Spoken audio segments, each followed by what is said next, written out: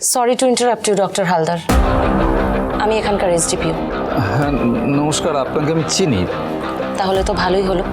শুনুন, ঝাঁপি সরকারের ট্রিটমেন্ট আপনাকে আর করতে হবে না। করতে হবে না? না, হবে না। আমি হসপিটাল কর্তৃপক্ষের সঙ্গে কথা বলে নিয়েছি। এখন থেকে ওনারা দুজন ঝাঁপির ট্রিটমেন্টটা টেক ওভার করছেন। আসলে ঝাঁপি আমাদের বর্ধমান শহরের রত্ন, অনেকগুলো জীবন ওর ওপর ডিপেন্ড করছে। ওর কিছু হয়ে গেলে না আমরা মানতে পারবো না, বুঝলেন? আর তাই দীপ আমাকে বলা মাত্র আমি পার্সোনালি এই ব্যবস্থাটা করেছি। প্লিজ কিছু মাইন্ড করবেন না ডক্টর হালদার। তবে আপনি যদি চান তাহলে ওনাদের সাথে অবশ্যই থাকতে পারেন। সেটা ছেড়ে আমার বিপদ তো বললো। আপনি এক কাজ করুন, আপনি পেশেন্টের আপডেটটা দিন।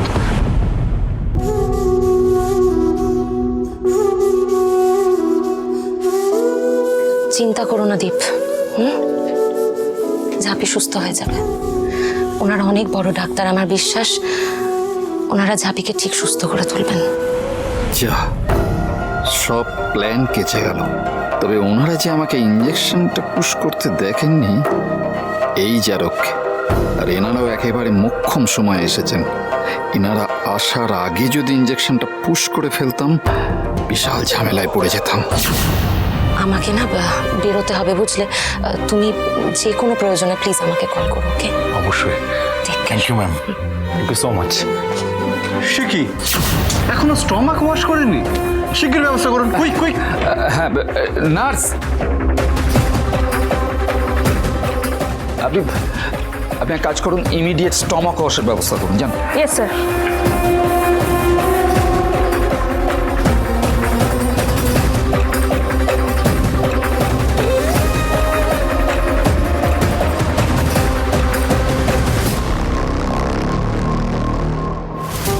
ঝাঁপি সরকারের হাজব্যান্ড আর এখানকার এসডিপিও মিলে দুজন স্পেশাল ডাক্তারকে নিয়ে এসেছে ঝাঁপিকে সুপারভাইজ করার জন্য।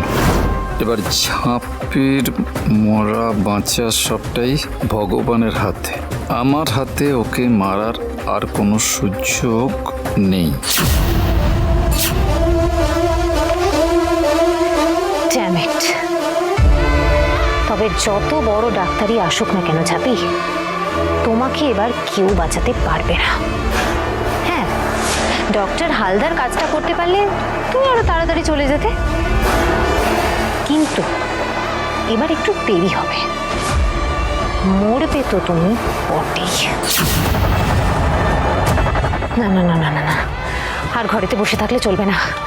আমাকে এক্ষুনি একবার হসপিটালে যেতেই হবে, যেতেই হবে।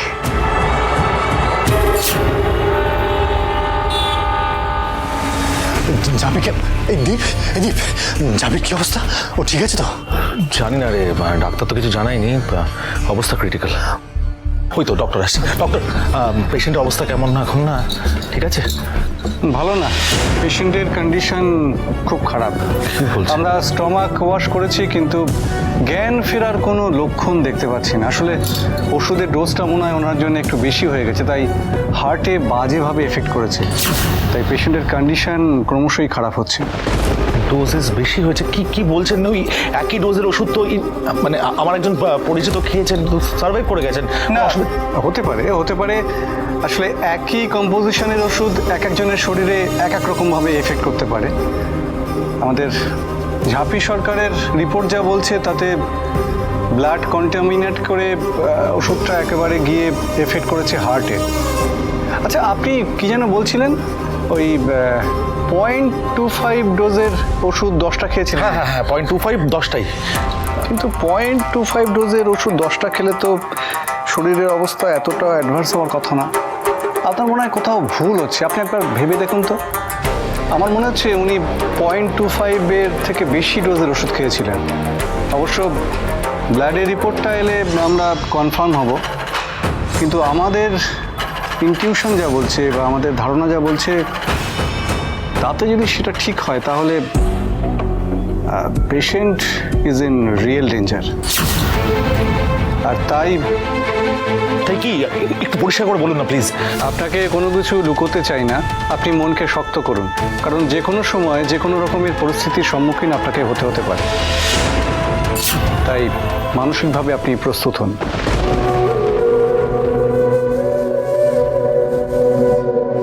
এসব আপনি কি বলছেন ডাক্তারবাবু? চাপিকে সুস্থ করে তুলুন, দয়া করুন আপনারা।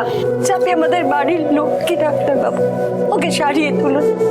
দেখুন, আমরা আমাদের সাধ্য মতো চেষ্টা করছি, আর সব কিছু তো আমাদের হাতে থাকে না, তাই আপনারা ভগবানকে ডাকুন প্লিজ।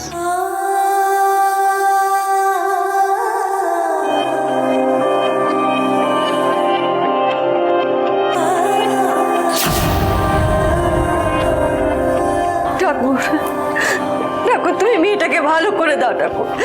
ডক্টর তো শুধু অনুমান করেছে যে ঝাঁপির বিপদ হতে পারে, আর আমি তোমাকে কনফার্ম হয়ে বলছি দীপ, ঝাঁপি আর ফিরবে না।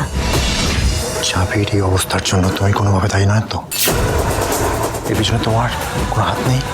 তুমি কোনোভাবে চাবির কোনো ক্ষতি করতে চাওনি?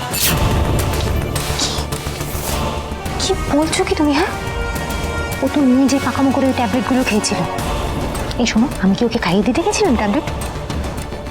তোমার বিশ্বাস না হলে যাও দীপকে জিজ্ঞেস করো।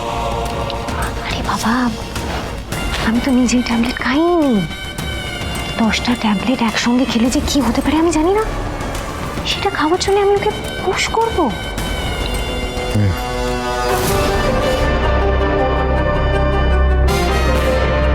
রনিতকে কিছুতেই জানতে দেওয়া যাবে না, এটা আমার কাজ। মনে তো হচ্ছে আমার কথায় ও কনভিন্সড হয়েছে। মেয়েটাকে ভালো করে দাও ঠাকুর, ঝাপিকে সুস্থ করে দাও ঠাকুর, ওকে ফিরিয়ে দাও আমাদের কাছে, ফিরিয়ে দাও ঝাপিকে। স্ত্রীকে বাঁচাতে হলে বুড়ো রাজতলায় বাবা মৃত্যুঞ্জয়ের কাছে যাও।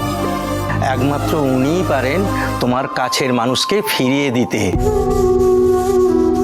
খুব জাগ্রত মন্দির, ওখানে গিয়ে বাবার মাথায় জল ঢেলে মানত করলে বাবা কাউকে ফেরান না, সকলের মনস্কামনা পূর্ণ করেন। উনি তো প্রতিটি মানুষের ভূত ভবিষ্যৎ সব নির্ধারণ করে দেন। তুমি ওখানে গিয়ে বাবাকে বলো তোমার মনস্কামনা নিশ্চয়ই পূর্ণ হবে। উনি পারবেন মৃত্যুর মুখ থেকে তোমার স্ত্রীকে ফিরিয়ে আনতে।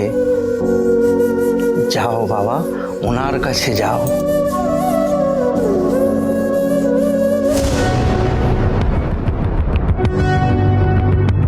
বুড়ো রাজতলার মৃত্যুঞ্জয় বাবার মন্দির। কোনো ধমকা সে আচমকা হাওয়া মিষ্টি লক্ষ্মী চাপি।